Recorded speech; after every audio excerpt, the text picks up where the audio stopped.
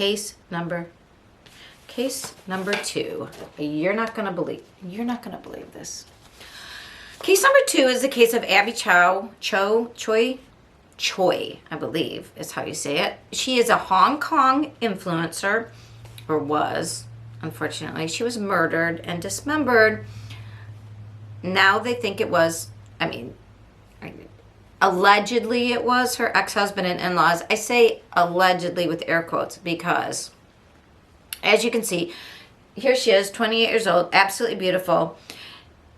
If you read Crazy Rich Asians, there is a character who is called, I think I wrote it, the book is called Crazy Rich Asians. There's 3 books in the series by Kevin Kwan. Highly recommend it. You may have heard of the movie Crazy Rich Asians, but the books are fabulous, and there's 3 of them. Highly recommend those books. So she was reported missing February 21st. She went to pick up, it had to do with picking up her children at school. She had 4 children, 2 by her first husband. The first husband's name is Andrew. And 2 by her second husband, but I guess they had a ceremony, but they didn't make it legal. I don't know. She herself was wealthy. And like I said, she reminded me of this character in Crazy Rich Asians of, I think the character though was a Singapore woman, but she was like a model and an influencer and from a super, super rich family. That is Abby Choi, excuse me. Abby Choi knew how to dress. She had wealth from an early age. She really enjoyed fashion. She went to the Paris fashions. She was in French Vogue. She would be sitting first in the runway shows. I mean, fabulous life. Look at her, very beautiful. 4 beautiful kids, 2 with her first husband, and then she had 2. I think they were 10 and 6 or 10 and 8. We're not sure about the other 2's ages. Apparently in Hong Kong, if you are very, very wealthy, you would have drivers for your kids. You could be kidnapped, I guess, and held for ransom, which is what they thought happened on February 21st. She was supposed to be picking up her children. She never showed up. Now, I think I got this story from Gisela K on Grisly True Crime. She explained this very well. She had 2 different cars going to school to get her 2 children, for 4 children with 2 different men. One of her drivers of the second, her chauffeur, had quit, and she hired Andrew, her ex's brother, to drive. And I believe that was the car she got into, and she was going to school to pick up her children. She was reported her children were not picked up. The school called. She was missing. So as you can see, the other picture here, besides her beautiful face, is a landfill. Because quickly what unraveled was that it was the car that her brother-in-law was driving, into which she got in and never came to the school to pick up her kid. Those 2 children, at first they thought maybe it was a ransom, but then the police went to figure things out, and they ended up in this house that her ex-in-laws had rented specifically as a kill house. And by that I mean, if you've watched Scandal, and if you remember the character Puck, he had a kill kit that included like thick plastic sheeting to put over everything so as not to make a mess when you unalive somebody. They had plastic sheeting in this apartment. There was found to be a meat grinder and a cutter, slicer, and long plastic raincoats, because one does not want, and gloves and a mask, because one does not want to get dirty when one is unaliving somebody. And then when the police found this little kill nest rented by the family, her ex-in-laws, they found that on the stove there were 2 pots. One, They looked like big soup pots, boiling away, as one does when one makes soup. But one usually doesn't include the ingredients of, a skull and ribs. And upstairs, I believe they found a refrigerator that had her legs in it, but they didn't find her whole entire body. So I believe they had seen that there were people carrying bags. So that is the picture there is as we saw in Quentin Simon's case and in the case of the missing mom in California who went into the high rise and her dog was found wandering. They end up looking in these landfills. It is very hard though to find, as you can see. So they haven't found the rest of her body as far as I know. The Hello Magazine quote here that I have is that the suspects planned, this is what the police have said, that the suspects planned to murder for weeks, rented this suburban apartment to cut up her body. Witnesses reported seeing people carrying out garbage bags. Another interesting fact here, here's Alex Kwong, who was arrested for murdering and dismembering his ex-wife. They got married when they were 18. So when we say, what can we learn from this? Well, number one, especially if you're a rich socialite, maybe just don't get married as soon as you possibly can at 18. But it sounded like maybe that was one of her first acts of independence. So here's to independence. You don't make the best choices. There's a lot of research in sociology about, now some marriages, my mother-in-law and father-in-law for one, they met in high school. They stayed married over 50 years.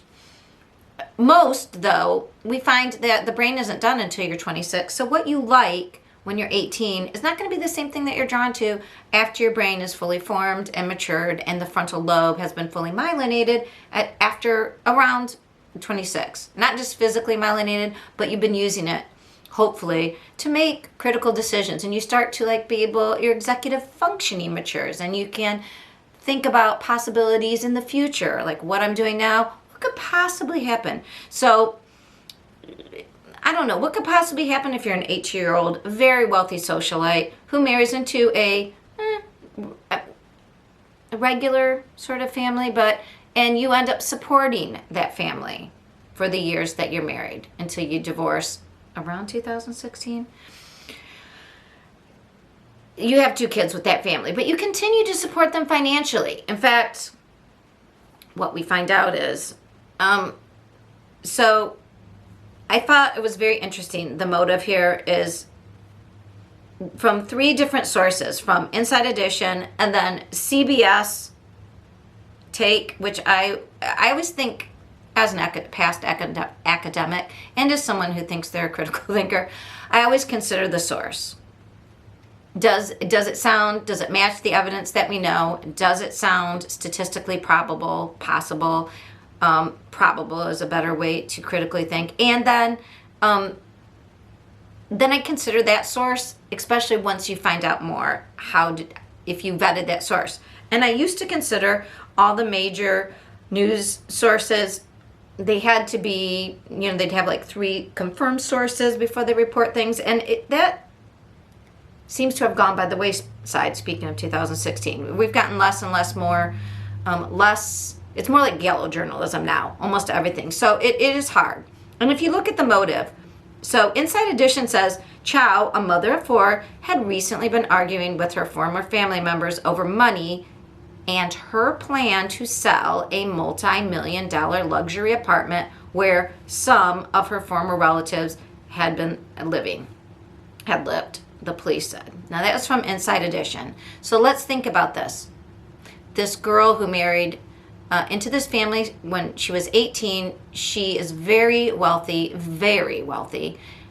helps them out even after they get divorced, continues to help them. But it sounded like she got married and maybe wasn't, going to continue that forever, as one cannot. Maybe the remarriage, even if it was just a ceremonial remarriage, now she's got 2 little kids. Maybe she was, starting to think, I really can't support my exes forever. So now, CBS News Online on March 3rd reported that Choi had financial disputes involving tens of millions of Hong Kong dollars, millions of dollars, like American, with her ex-husband and his family. Think about the difference in that. She had financial disputes, police said earlier, adding that some people were unhappy with how Choi handled her finances. And I bolded that. You can see right here. No, that CBS News Online makes me want to drink. Have a sip. If you read that, it intimates that, was she doing something wrong? It sounds like maybe she had problems with lots of people because she had financial disputes. And then at the end of the sentence it says, oh, with her ex-husband and his family. That reads a little bit differently. It's not like wrong, but think of, in psychology, we call that a valence. A valence, like you put a valence over a window. A valence is something that is over something that maybe could obscure or affect how you see it. The valence there sounds like some people were unhappy. No, she had property and she had been basically supporting these people. She gave the brother who ended up kidnapping her and killing her in the car, had that car because she offered him a job as a chauffeur. So I don't know if that's them. They weren't just unhappy. She was giving them a lifestyle to which they had become accustomed and apparently was unable to continue that, or was unwilling to continue that. So what I liked best was, and it comes from a source that I wouldn't normally think, it was called ski something. It was like sports ski, Pop News Online, but this is maybe because they have no skin in the game. They reported it. The case of Abby Choi's murder was reportedly a monetary dispute over $12 million worth of property. Now let's put that with the idea that this was a multi-million-dollar luxury apartment where some of her former relatives are living. Basically, she's like, I gotta sell. I can't continue. I mean, I know you love living there. Probably her in-laws, I'm guessing, because we find out that, that's who was arrested. So there are 7 people so far arrested in Abby's unaliving and dismemberment. Andrew, as we saw her, that's him in Happier Times. Apparently, I don't know if it's just Hong Kong or China, but they allow you some sense of anonymity when you get arrested. It was Alex, his brother Andrew, his father's mistress. I don't know, maybe she was getting kicked out. His mother. Only the men were charged with murder. The women are charged with like helping, aiding and abetting, not as serious of a charge. And then there was this Lamb guy who owned a yacht who was helping. Oh, Andrew, if you notice, I don't know if you can tell, he was picked up at a pier.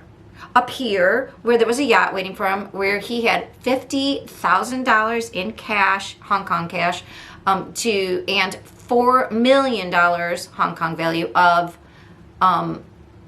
watches, luxury watches, and he was leaving the country because, as one does. That was after it was discovered, that this place had been rented by his family and what they found there. So his basically entire family, as well as the yacht operator, a woman who is 29, the same age as both Alex and Abby, who seems to be connected to the yacht operator and apparently friends with Alex, so she seems to be the go-between. She ran to mainland China, which is not too far away, but she was arrested and brought back. So 7 people. All of his family, his dad's mistress, apparently his girlfriend maybe, or a girl who was a friend, and then she got this yacht operator. All of them now arrested. So we'll keep up with that. But again, what can we learn from this? Number 1, if you're really rich and well off, maybe wait a little bit until you get married. And maybe if you get divorced, don't give your ex-in-laws reason to kill you. I mean, if you're going to keep them in the luxury to which they become accustomed, maybe keep that up. I don't know. I wouldn't start it to begin with. I don't know. And if you have been lucky enough to be kept in a luxury to which you wouldn't otherwise be able to have, when someone says they're going to sell it, say, okay, deal with that. Don't kill them. The last thing I'd like to say about this case is what's very interesting in in Hong Kong, excuse me. In Hong Kong, it's very densely populated and not a lot of room. And apparently, all of the murders involve dismemberment. Why? Because you can't hide bodies very easily there. So you have to cut them up, grind them up. You can't just get rid of them. Isn't that... So that what this case has brought up a lot of about that type of... Sorry, probably should have said trigger warning. But if you're watching true crime, I would assume you might know about this gross stuff. But it is disgusting. But the thing is, in Hong Kong, I guess it's more typical, because if you're going to do it, you commit to the crime. And that is how they get rid of bodies in Hong Kong. Crazy, right?